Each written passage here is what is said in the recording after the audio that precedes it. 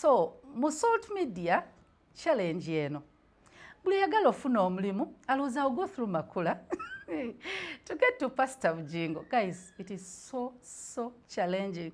Omuntu yenna bw'omutandinga down agamba era teyagadde nfune mulimu kubanga yandibadde asobola okwogera ne mwami we.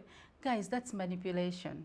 So omuntu aba alowooza to get to Pastor Bugingo olina oyita mu Susan Makula.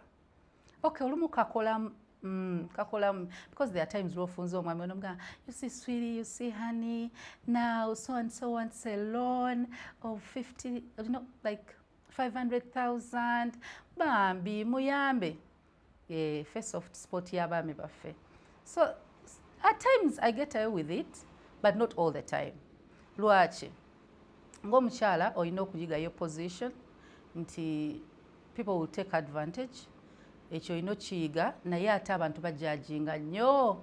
So okeera ku makyanga omuyimbi wants Pastor Bugingo to go to attend his concert. Naga Makula abadde nsaba oyite Pastor Bugingo. Like, guys, please, you can go to his office.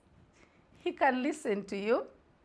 Nemutandika mu position enzibu nti nange mpulira bubi, of course nga tazze oba nga ngambye no, naye ate oluusi asobola okukkiriza ate nze ne mugamba n'atakkiriza.